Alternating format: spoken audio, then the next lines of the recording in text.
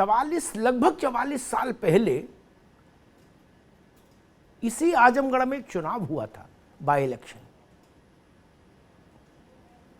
उस चुनाव को कहा गया कि ये चुनाव उस समय के केंद्रीय गृह मंत्री चौधरी चरण सिंह और पूर्व प्रधानमंत्री और कांग्रेस की सबसे बड़ी नेता इंदिरा गांधी के बीच हो रहा है, और उसमें चरण सिंह का उम्मीदवार हारा और इंदिरा गांधी का उम्मीदवार जीता। इस बार फिर आजमगढ़ में उपचुनाव है और उसके साथ रामपुर में। उत्तर प्रदेश के ये दोनों संसदीय चुनाव क्षेत्र पॉलिटिकली बहुत महत्वपूर्ण हैं और इन दोनों का संदेश बहुत बड़ा है।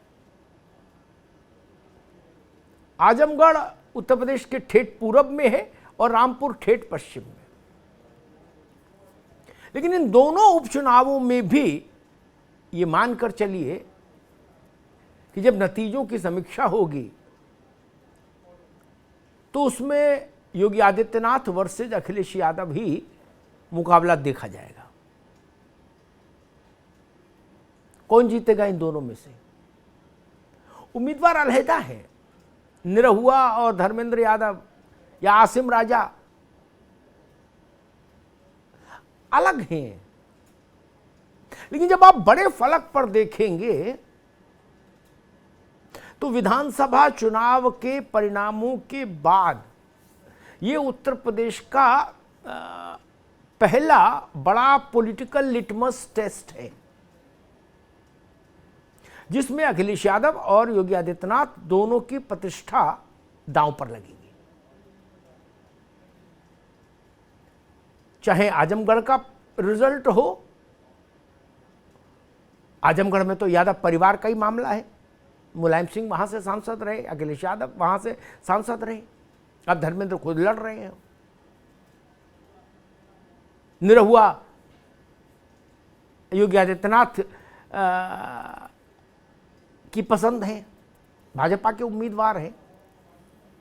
तो कुल मिला के आजमगढ़ से रामपुर तक की लड़ाई योगी वर्सेज अखिलेश यादव। जैसे जैसे चुनाव आगे बढ़ेगा, जैसे जैसे तापक्रम बढ़ेगा,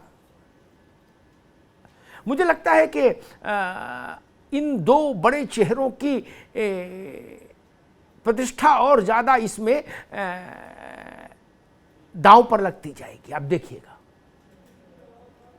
इसीलिए शायद समाजवादी पार्टी ने आजमगढ़ में पूरी ताकत झोंक रखी है, भाजपा ने झोंक रखी है।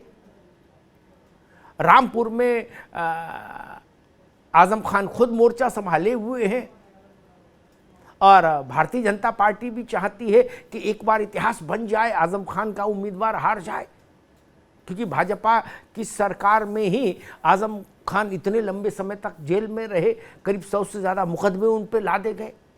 तो कुल मिला के जो तस्वीर बन रही है वो सपा वर्सेज बीजेपी या बीजेपी वर्सेज सपा से ज़्यादा बन रही है, योगी वर्सेज अखिलेश, योगी आदित्यनाथ बनाम अखिलेश यादव।